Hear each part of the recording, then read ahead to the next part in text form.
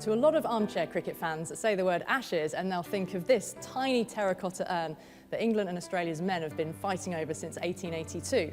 What is less well known is that England and Australia's women have been playing tests since 1934, and they compete for a rather different, very special Ashes of their own.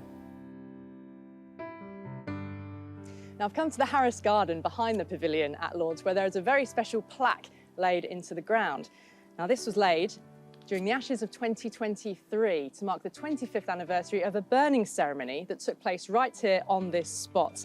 Now this is the modern-day Women's Ashes trophy that's depicted, and we're interested in this ball-shaped object in the centre because it houses the all-important Ashes. But the Ashes of what? Now we need to go back to 1998. An impressive Waterford Crystal Trophy had just been commissioned for the men's Ashes for their next series down under. Australia and England's women were playing in England at the time, but didn't have any trophy of their own. Now women's cricket wasn't run by the ECB then, it was run by the Women's Cricket Association, and their president, Norma Izzard, had the idea of getting the two teams together to make their own Ashes. The day before one of their ODIs at Lord's, the players signed a mini bat, a wok was grabbed from the Lord's kitchen, and the bat was duly burned, along with a copy of the WCA rulebook, and that was also symbolic because the WCA was about to merge with the ECB.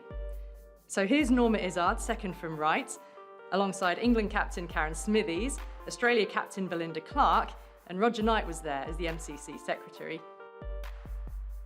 The Ashes of the mini bat and the rulebook were placed inside this hollow wooden cricket ball, specially carved by a friend of Norma Izzard's called Brian Hodges. The wood came from a 300-year-old yew tree that had blown down in the Great Storm of 1987. The cricket ball went on the plinth, and thus the trophy was born.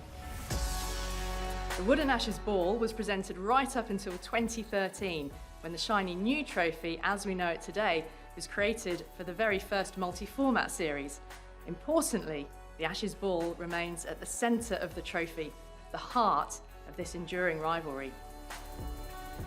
In the short time since the trophy was created, respect for the women's game has grown exponentially. In 2019, women cricketers featured on the honours boards in the home dressing room at Lord's for the very first time. And in 2022, these magnificent gates were dedicated to the late Baroness Rachel Hayhoe-Flint, England's former trailblazing captain, who in 1976 was the first female cricketer to step foot onto the main ground of Lord's as a player. How proud would she have been to see England walk out onto the MCG in their whites?